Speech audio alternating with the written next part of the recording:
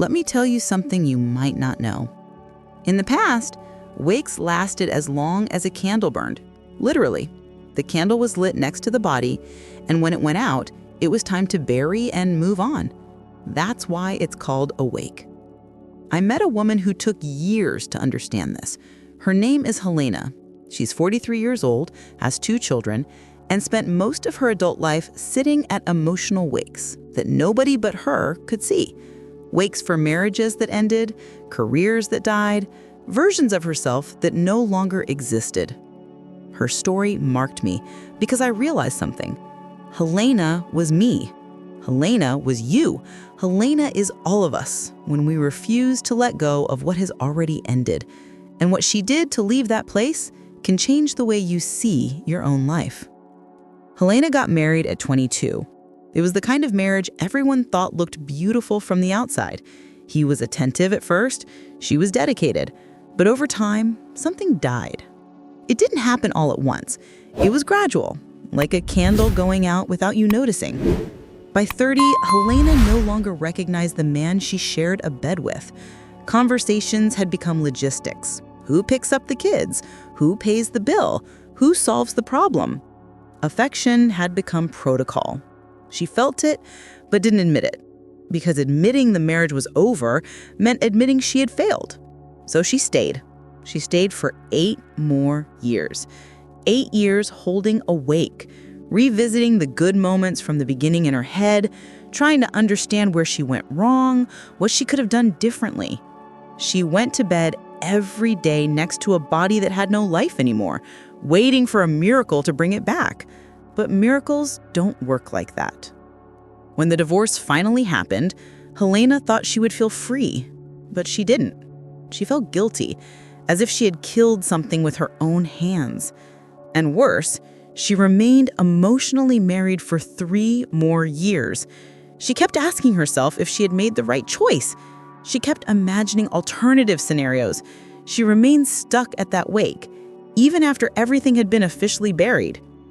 It was during this time that she met Paolo. He was kind, present, completely different from her ex-husband. But Helena couldn't surrender, because for her, loving Paolo meant betraying the memory of what she had built before. It meant accepting that she had wasted 12 years of her life. It meant admitting she was ready to live again. And that was scarier than staying stuck. Paolo stayed for a while. He tried, waited, understood, but nobody can stand loving someone who's still mourning someone else. He left, and Helena stayed. Again. But this time, she was completely alone. And that's when everything collapsed. She spent months like this.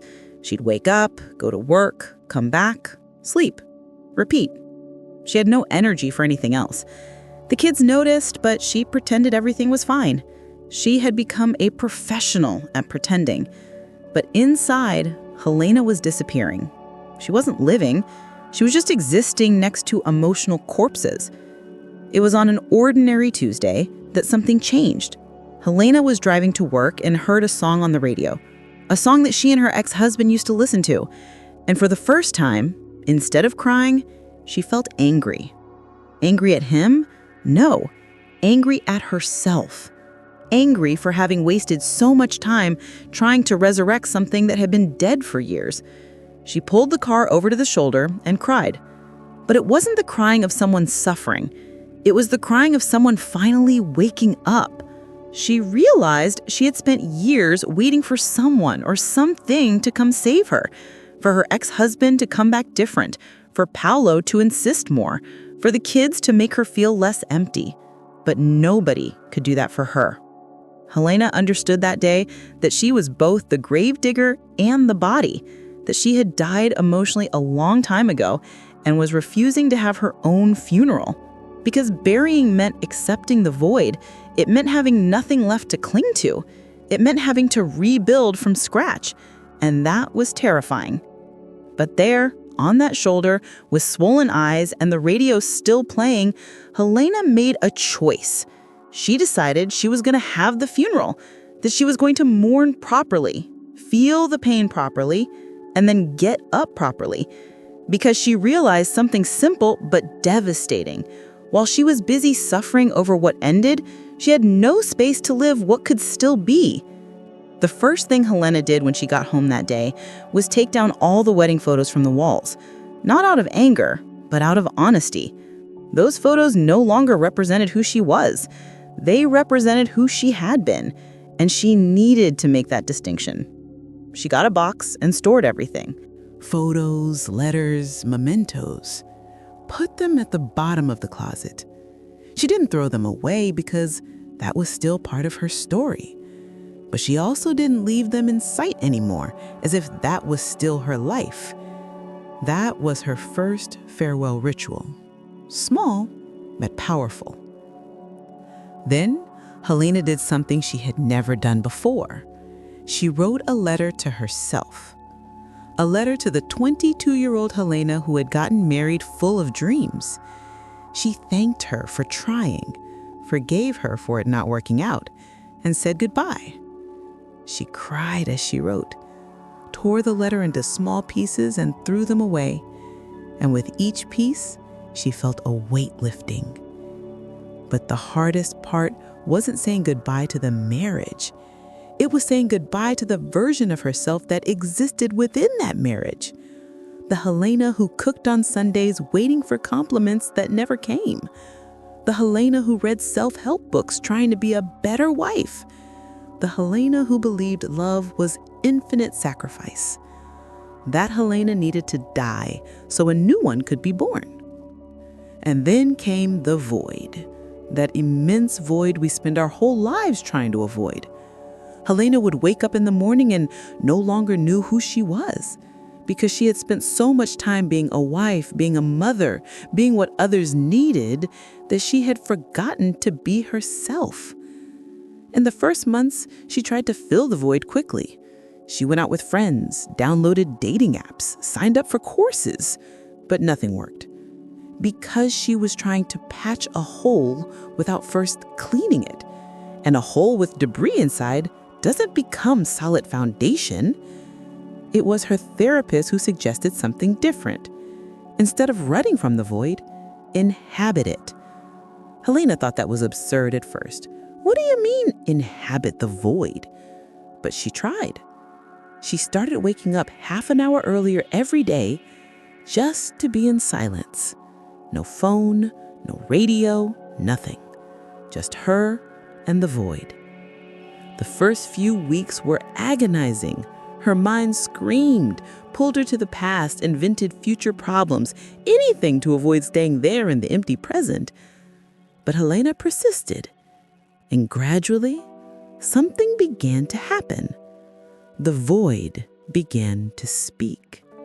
Not with words, but with clarity. Helena began to notice things about herself she had never noticed before. That she liked waking up early. That she loved coffee without sugar.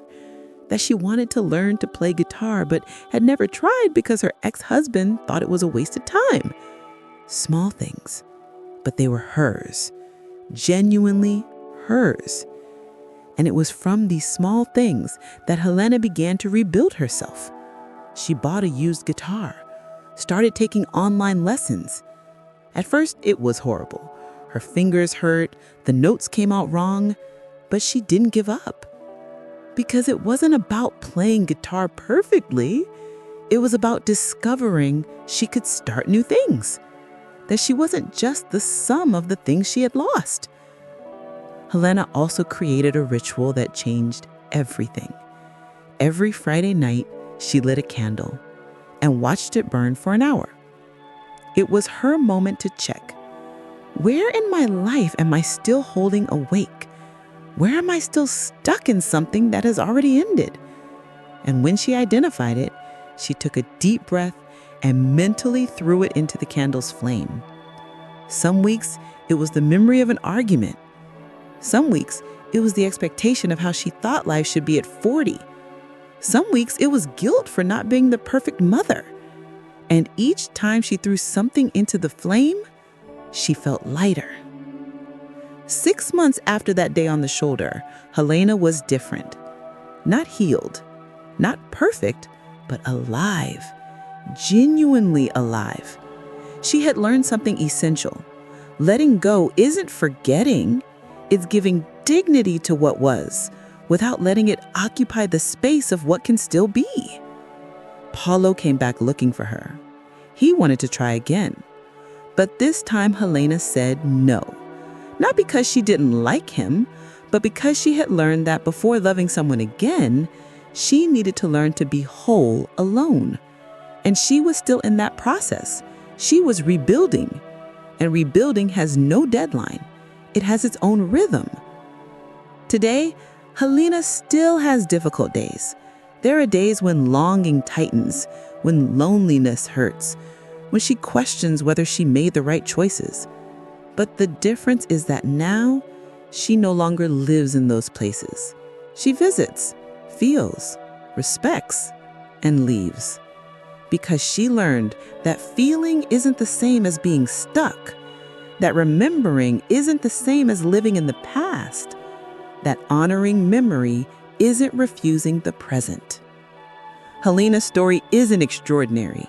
She didn't become a millionaire. She didn't find perfect love. She didn't have a mystical revelation. She simply learned to do one thing we all need to learn: let die what no longer has life. And you know what she told me once? She said the most liberating part wasn't the divorce, wasn't therapy, wasn't the guitar. It was the day she stopped feeling guilty about moving forward. The day she understood she wasn't betraying anyone by choosing to live again. That she had the sacred right to start over as many times as necessary. You, watching this right now, where in your life are you holding awake? Which candle has already gone out, but you're still sitting in the dark waiting for it to light itself? Which version of you has already died, but you insist on resurrecting? Which relationship, which job, which dream has already ended, but you don't have the courage to bury? I don't know what brought you here. I don't know if it was the algorithm, curiosity, or silent desperation, but I know you're here for some reason. And maybe the reason is this: it's time to get up. It's time to have your own emotional funeral, to mourn properly, to feel the void properly, and then to allow yourself to live properly. You don't need to do everything at once. Start small. Take a photo off the wall. Write a letter nobody will read. Light a candle and watch it burn. Stay in silence for 10 minutes without your phone. Choose one small thing that's genuinely yours. Anything. Just start. Because life is waiting for you. Not perfect life, not life without pain, but real life. Life that pulses, that makes mistakes, that tries again. Life that's yours, and nobody can live it for you. Helena made it. You can too. One step at a time, one candle at a time, one goodbye at a time, until you realize you're no longer holding awake. You're making life. Gratitude for walking with me until here. If Helena's story touched you, leave your like, subscribe to the channel, and share this video with someone who needs to hear this today. Sometimes a story changes everything, and maybe your change starts now.